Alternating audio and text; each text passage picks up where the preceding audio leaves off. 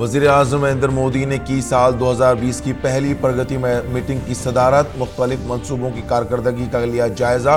Crime और criminal tracking network और systems project के तहत पेशरफ्त का भी किया मुआयना।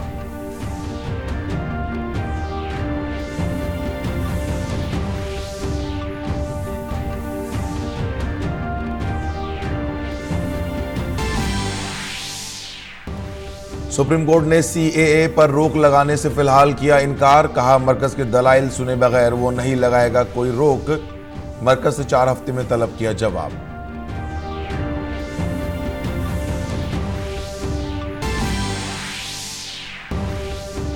काबीना ने 2021-2022 के लिए नजरसानी शुदा 4,371 करोड़ रुपए की लागत से एनआईटी के नए मुस्तकिल कैंपस के क़याम को दी मंजूरी। मुजरिमाना मामलों में भारत और ब्राजील के दरमियान बाहमी कानूनी मदद को भी दी मंजूरी।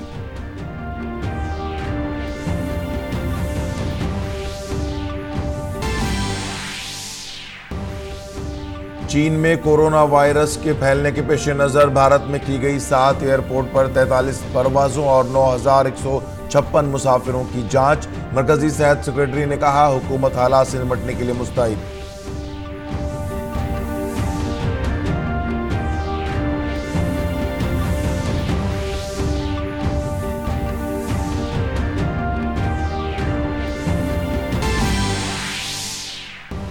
मरकजी वज़रा ने किया जम्मू कश्मीर का दौरा। मुख्तार अब्बास नकवी की श्रीनगर में लाल चौक पर आवाम से मुलाकात। कहा, मुस्बत तब्दीली के लिए तैयार कर रहे हैं साजगार माहौल।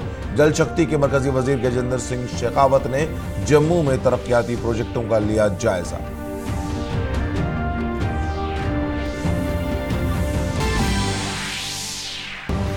सदर जमहूरिया रामनाथ कोविंद ने बच्चों को प्रधानमंत्री राष्ट्रीय बाल पुरस्कार से नवाजा। मुल्क के बासलाहियत बच्चों, अफराद और इदारों को 2 ज़ुमरों में दिया जाता है ये अवार्ड।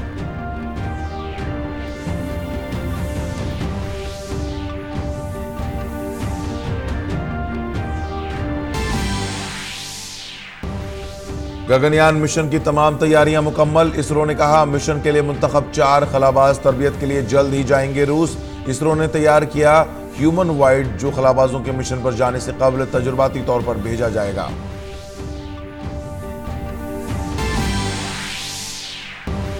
और गुवाहाटी में खेलो इंडिया यूथ गेम्स का शानदार इख्तिताम। 256 तमगों के साथ महाराष्ट्र पहले और 200 मेडल के साथ हरियाणा रहा दूसरे नंबर पर।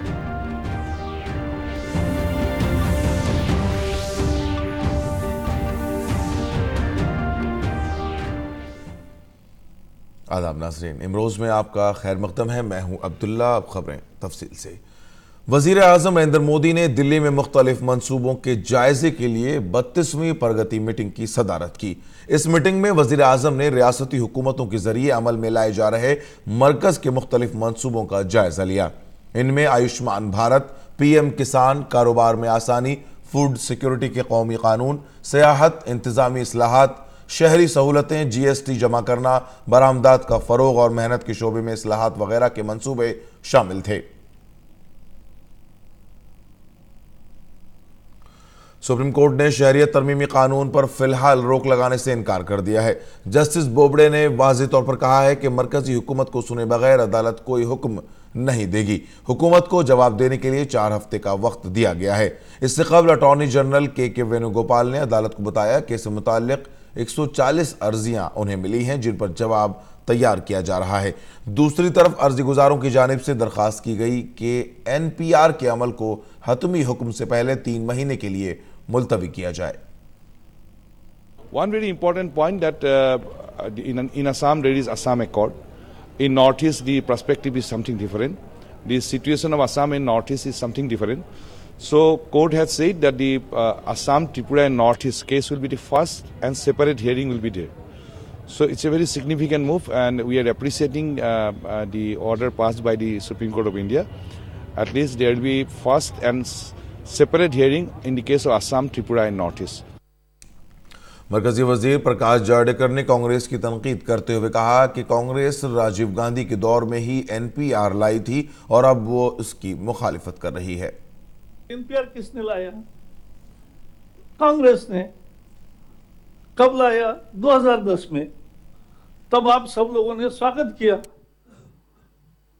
ऐसा तो नहीं हो सकता ना न्याय कि जब वो लाए वो अच्छा है और हम लाए तो बुरा है, ऐसा तो नहीं हो सकता। एनआरसी आसाम में ही है, बाकी देश में नहीं है। एनआरसी किसने लाया? कांग्रेस ने। एनआरसी कांग्रेस ने लाया, राजीव गांधी ने लाया, तब वो अच्छा है। और हमने तो लाया नहीं तो हम बुरे हैं, ऐसा तो नहीं होता। बीजेपी तर्जुमान संबित पात्रा ने कांग्रेस पर हमला करते हुए इल्जाम लगाया है कि तरमीम शुदा शहरियत कानून उन पनाह गुज़ीनों को इज्जत और बेहतर जिंदगी देने के लिए है जो कई तरह की परेशानियों से गुजर रहे हैं। उन्होंने भारत की अक्सरियती बरादरी के बारे में कांग्रेस लीडर अशोक चौहान के बयान की मजम्मत की।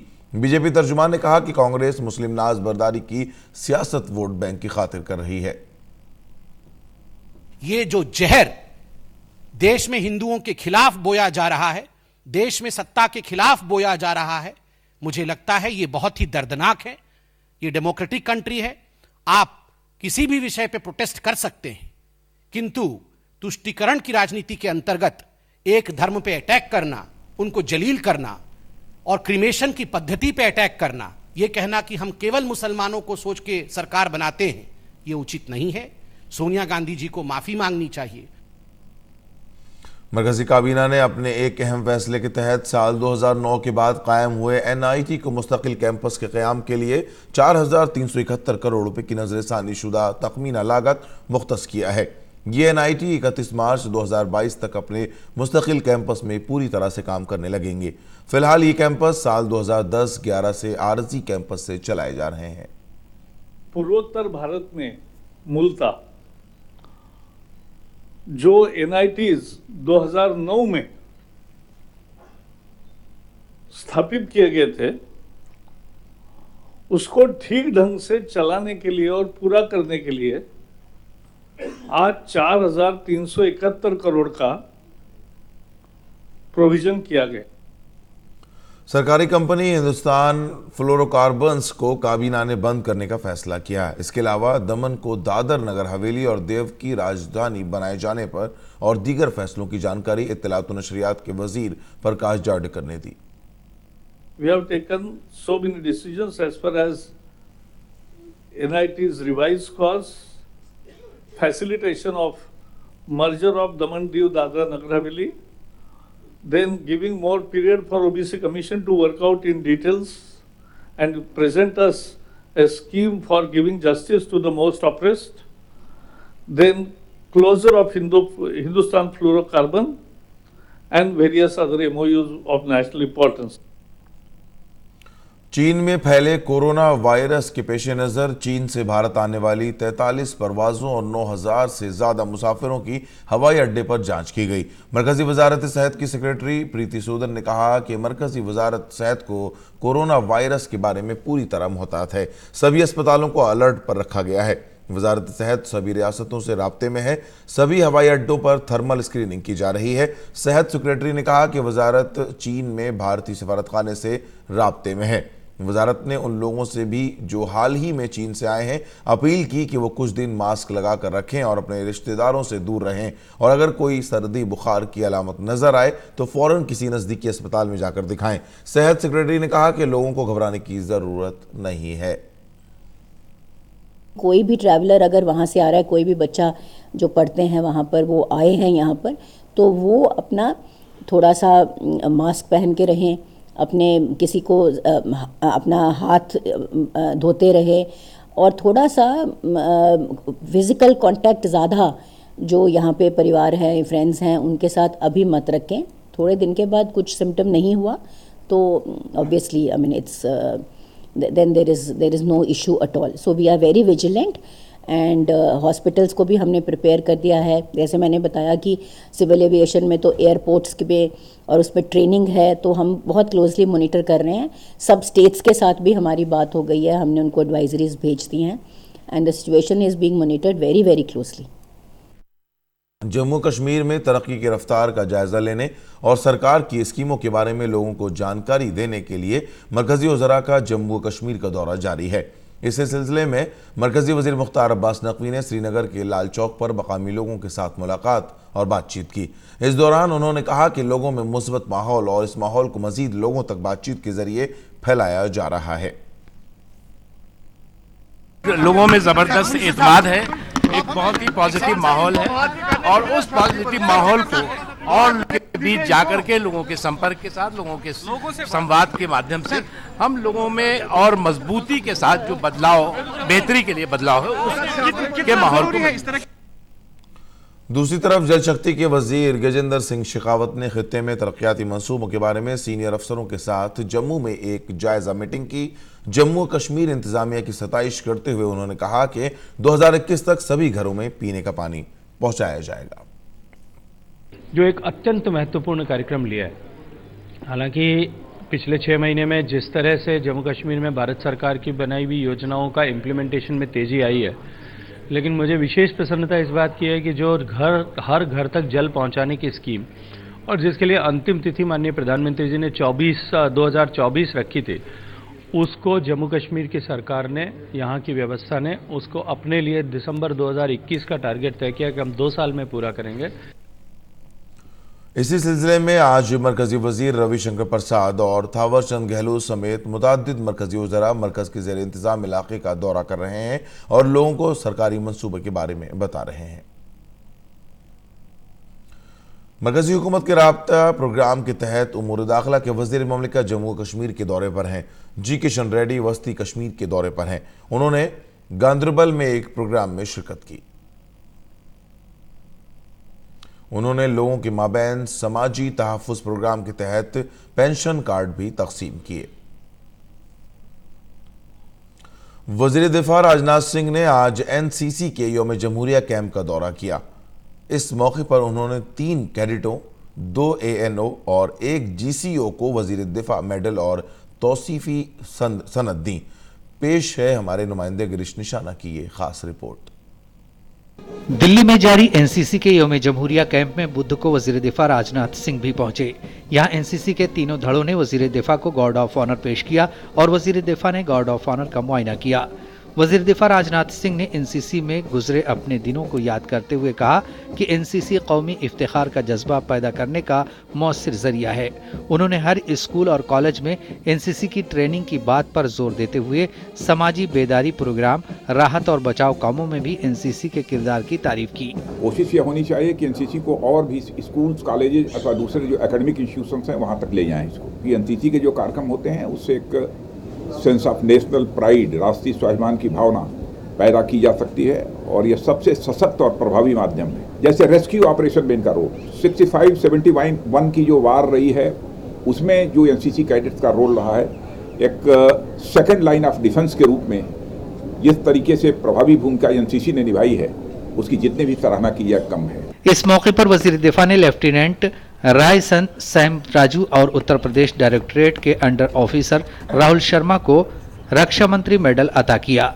जम्मू कश्मीर डायरेक्टरेट की श्वेतना संबयाल, केरल और लक्षद्वीप डायरेक्टरेट के captain doctor Rajiv Thomas, Uttar Pradesh directorate की GCI सीमा राय और मगरबी बंगाल और सिक्किम डायरेक्टरेट के कैडेट सौम्य घोष को रक्षा मंत्री तौसीफनामा अता किया गया। 3 कैडेट, 2 ANO और 1 GCI को रक्षा मंत्री ने पुरस्कार प्रदान किए। एनसीसी के गणतंत्र दिवस शिविर में We served the country with the help of the youth. During the flood that happened in the Kerala, our team worked a lot, especially conducting rehabilitation and rescue works. खुशी होने वाली बात नहीं है कि मैंने किसी की जान बचाई, इसलिए मुझे मिल रहा है क्योंकि ये तो एक इंसानियत का धर्म है और अच्छी लग रहा है सर कि मुझे ये मिला। Last time in 2018 flood, I was also been actively involved for the relief and rescue operations. जो डेडिकेशन टुवर्ड्स नेशन जिसको हम लोग बोलते हैं, तो उस नेशन की डेडिकेशन के थ्रू हम लोग करते हैं। मैं सबको यही बोलूँगी कि सबको एनसीसी ज्वाइन करना चाहिए, क्योंकि ना ही सिर्फ एनसीसी हमें आर्मी के लिए मतलब तैयार करता है कि आर्मी में हमें जाना चाहिए, दो ये हमें बहुत कुछ सिखाता है। जैसे मुझे ही सोशल वर्क के लिए अवार्ड मिला है। एनसीसी जो बच्चों में सर्वांगीण विकास की बात करता है, इसने मानवता की भी मिसाल पेश की है। मेरे साथ मेरी टीम में एनसीसी कैडेट्स भी थी। हमने एक माता और उसके बच्चे दोनों की जान बचाई। कहीं ना कहीं ये जो पुरस्कार विजेता हैं काफ़ी उत्साहित हैं। उत्साहित इसलिए हैं क्योंकि अदम्य साहस, वीरता और शौर्य के लिए इनको वो पुरस्कार प्रदान किया गया है जो देश भर के कैडेटों के लिए अब उदाहरण बन रहे हैं। कैमरामैन आनंद कुमार के साथ गिरीश निशाना, DD न्यूज, दिल्ली। सदर जमहूरिया रामनाथ कोविंद ने कौमी इत्फाल अवार्ड पेश किए। राष्ट्रपति भवन में मुनक़िदा तकरीब के दौरान मुल्क भर से आए बच्चों के अलावा ख़वातीन व बहबूद इत्फाल की वज़ीर स्मृति ईरानी भी मौजूद थीं। बाल शक्ति पुरस्कार से ऐसे बच्चों को सरफराज किया जाता है जिन्होंने बहादुरी, फन सकाफत, खेल, समाजी काम और इख्तिरा समेत मुख्तलिफ मैदानों में अपनी खास पहचान बनाई है। साल 2020 के लिए मुल्क भर के कुल 49 बच्चों को बाल शक्ति पुरस्कार से सरफराज किया गया है।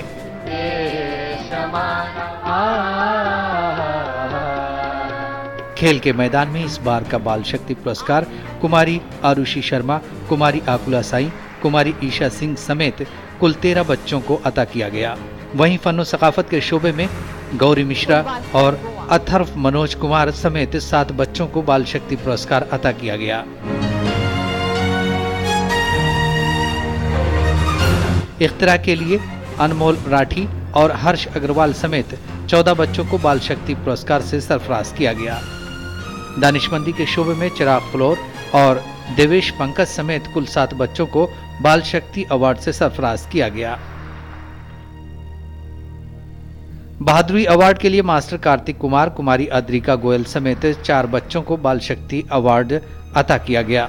वहीं समाजी उमूर के लिए परिकुल भारद्वाज और पार्थसारथी समेत 4 बच्चों को बाल शक्ति पुरस्कार से सरफराज किया गया। सुधीर यादव की रिपोर्ट, डीडी न्यूज उर्दू खबरें। यौम जमहूरिया की तकरीब की मुनासिबत से 23 जनवरी को फुल ड्रेस रिहर्सल है। इसके बाद 26 जनवरी को विजय चौक से लाल किले तक परेड निकलेगी, जिसके लिए दिल्ली की ट्रैफिक पुलिस ने आमदोरफ्त से मुताल्लिक कुछ इंतजाम किए हैं ताकि आवाम को उस दिन कोई दिक्कत न हो। यौम जमहूरिया पर किस तरह की पाबंदियां रहेंगी, इसके लिए ट्रैफिक पुलिस के ज्वाइंट कमिश्नर से खास बात की डीडी न्यूज ने। ज्वाइंट सीपी नरेंद्र सिंह बुंदेला जी इस समय हमारे साथ हैं और 23 तारीख को जिस दिन फुल ड्रेस रिहर्सल होगा उस समय ट्रैफिक के कुछ रेस्ट्रिक्शन रहेंगे, इसके अलावा 26 जनवरी को रहेंगे। सर, किस किस तरह से रेस्ट्रिक्शन रहेंगे, अगर आप मैप में बता पाएँ?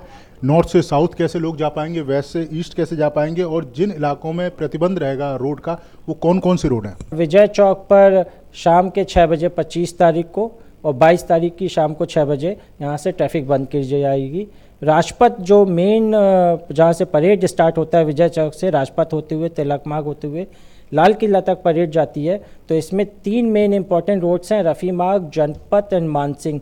इसको 22 तारीख की रात के 11 बजे और 25 तारीख की रात के 11 बजे यहाँ से ट्रैफिक मूवमेंट बंद कर दिया जाएगा।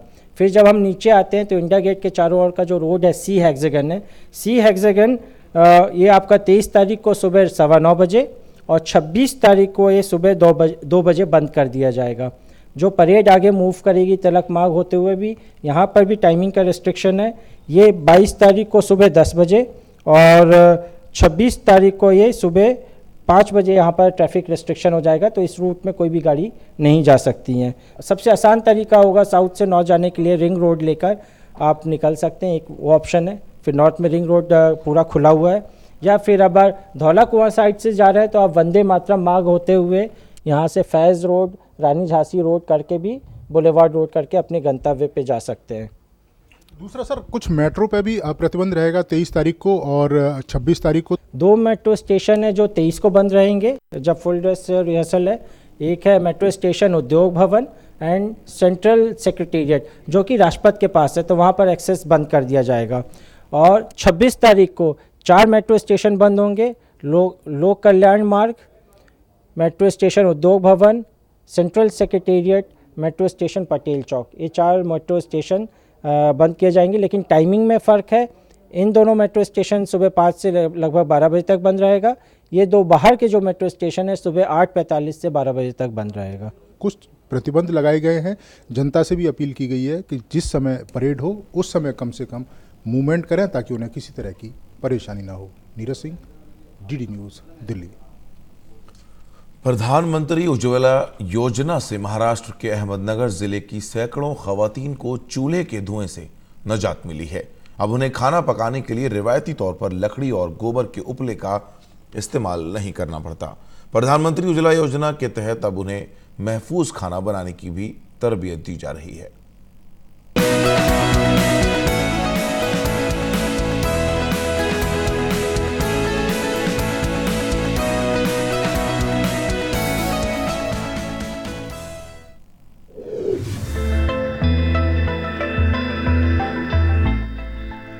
महाराष्ट्र के अहमदनगर जिले में रहने वाली लाखों खवातीन प्रधानमंत्री उज्ज्वला योजना से मुस्तफीद हुई हैं।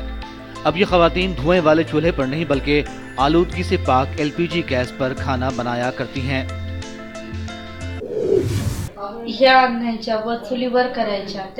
पहले मैं खाना पकाने के लिए गोबर, लकड़ी, मिट्टी का तेल का इस्तेमाल करती थी, जिससे बहुत धुआं होता था और आंखें जलती थी। पर अब चीजें बदल गई हैं। LPG से बहुत सहारा है। उज्ज्वला योजना। ढेर इलाकों में खाना पकाने के लिए रिवायती तौर से लकड़ी और गोबर के उपले का इस्तेमाल किया जाता है, जिससे निकलने वाले धुएं का खराब असर खवातीन की सेहत के साथ साथ उनके कुंबे और माहौलियात पर भी पड़ता है। प्रधानमंत्री उज्ज्वला योजना से ऐसे खवातीन को आलूदगी से पाक खाना बनाने की सहूलत मिली है। गॅस योजना महिला मैं और मेरा परिवार प्रधानमंत्री का धन्यवाद करते हैं। इस योजना के तहत हमें बहुत लाभ हुआ है। हम अब धुआं रहित खाना बना पा रहे हैं। अब मैं अपना समय अपने बच्चों को दे पाती हूँ। जास्तीत जास्त लक्ष देतात। प्रधानमंत्री उज्ज्वला योजना से महाराष्ट्र के अहमदनगर जिले की तकरीबन 3,500 खवातीन फायदा उठा चुकी हैं। इस मंसूबे से मुस्तफीद होने के लिए BPL कुंबे की कोई भी खातून दरखास्त दे सकती हैं, बशर्ते के उसके कुंबे की कोई दीगर खातून इस मंसूबे से मुस्तफीद न हुई हों। इसके लिए दरखास्त गुजार को KYC फॉर्म भरकर नजदीकी LPG सेंटर में जमा करना होता है। अहमदनगर जिले में गैस कंपनियां खवातीन को LPG गैस पर महफूज खाना बनाने के लिए मुफ्त तरबियत भी दे रही हैं। Bureau report, DD news Urdu खबरें।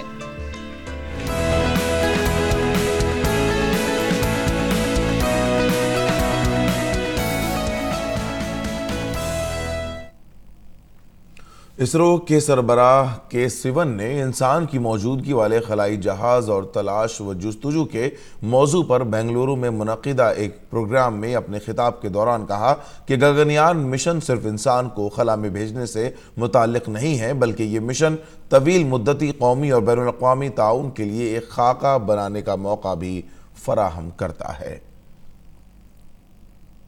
Gaganyaan program will provide us opportunities to explore new technologies. New science will emerge out of it. It will enhance our scientific and technological capabilities. As more and more nations come up with the space program, one international space station may not be sufficient to meet the global aspirations of science and technology. Regional ecosystem and local needs play a great role in shaping technology development and spin-off from space program. के सिवन ने कहा कि Gaganyaan mission के लिए मुंतखब किए गए 4 खलाबाजों को जल्द ही तरबियत के लिए रूस भेजा जाएगा। The 4 astronauts are shortlisted. They will be going for training. Only these 4, and out of which the 3 will go on in this. That we'll decide. That maybe towards the end we'll decide how many people will fly and all. Because the first mission, that usually people will be very cautious. Not only training, because many such things are there, like environment controls, life support system, life sciences. So many areas are there. Not only training. So like the medical training. Medical sciences, many such things are there. That's what we wanted to get training or support from different agencies, not only from Russia, JAXA, NASA. ISRO ने human wide की एक नकल तैयार की है। खलाबाजों के साथ गगनयान की परवाज से कबल तजुर्बे के तौर पर ह्यूमन वाइड खला में भेजा जाएगा। ये ह्यूमन वाइड वहां पर गगनयान में जाने वाले खलाबाजों के लिए मुनासिब माहौल का जायजा लेगा और डेटा जमा करके खबर भेजेगा। इसे व्योम मित्र का नाम दिया गया है। यह ह्यूमन वाइड इंसान की तरह बोलता भी है।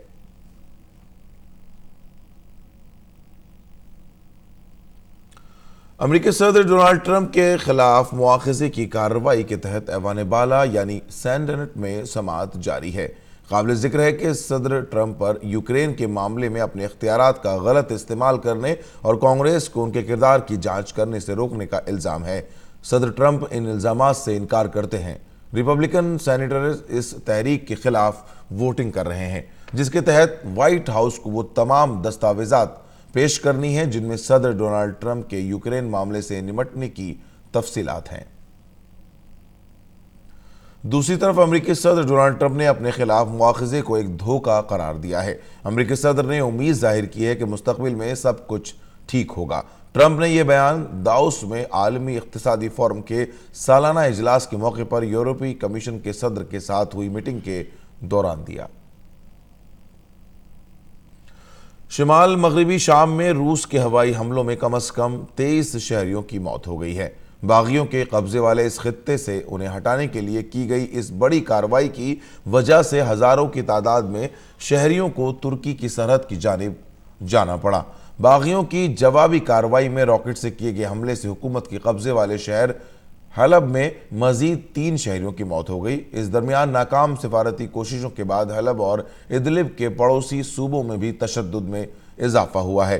रूस और शामी हुकूमत के जंगी तैयारों के जरिए बागियों के कब्जे वाले इलाकों पर किए गए हमलों में कम से कम 8 शहरियों की मौत हो गई। रूसी सदर व्लादिमीर पुतिन ने नई हुकूमत को मंजूरी दे दी है। नई हुकूमत में कुछ नए चेहरे शामिल हुए हैं, ज्यादा सीनियर वज़रा ही शामिल हैं। नई हुकूमत में नए इक्तिसादी वजीर और एक नए नायब वजीर आजम हैं, जबकि वजीर खजाना, वजीर खारजा, वजीर दिफा, वजीर तवानाई और वजीर ज़राअत अपने ओहदे पर बरकरार हैं। नई हुकूमत की तश्कील सदर पुतिन के जरिए आईनी इस्लाह के 1 हफ्ते के अंदर हुई है, जिसके नतीजे में दिमित्री मेदवेदेव को वजीर आजम के ओहदे से इस्तीफा देना पड़ा। पुतिन ने कहा कि नए वजीर आजम मिखाइल मेश्तन की हुकूमत रूस की मईशत को तक़वियत बख्शने और मेयार जिंदगी को बेहतर बनाने पर तवज्जो देगी। गुवाहाटी में खेलो इंडिया यूथ गेम्स 2020 का आज इख्तिताम हो गया। इन खेलों में 78 गोल्ड और 77 सिल्वर के साथ कुल 256 तमगों के साथ महाराष्ट्र पहले नंबर पर रहा, जबकि 200 तमगों के साथ हरियाणा दूसरे नंबर पर रहा। आज खेल के आखिरी दिन शानदार इख्तितामी तकरीब का एहतमाम किया गया, जिसमें आसाम के वजीर आला सर्बानंद सोनोवाल और मरकजी वजीर ममलिकत रामेश्वर तैली ने फातिहीन को ट्रॉफी अता की। भारत के सलामी बल्लेबाज शिखर धवन कंधे की चोट की वजह से न्यूजीलैंड में आइंदा T20 और एक रोजा सीरीज से बाहर हो गए हैं। उन्हें ऑस्ट्रेलिया के खिलाफ खेले गए तीसरे एक रोजा मैच में चोट लग गई थी। भारत की T20 टीम में धवन की जगह विकेटकीपर बल्लेबाज संजू सैमसन, जबकि एक रोजा टीम में पृथ्वी शा को शामिल किया गया है। न्यूजीलैंड दौरे पर भारत को 5 T20, 3 एक रोजा और 2 टेस्ट मैचों की सीरीज खेलनी है। नाज़रीन, इसके साथ ही इमरोज मुकम्मल होता है। इजाजत दें, आदाब।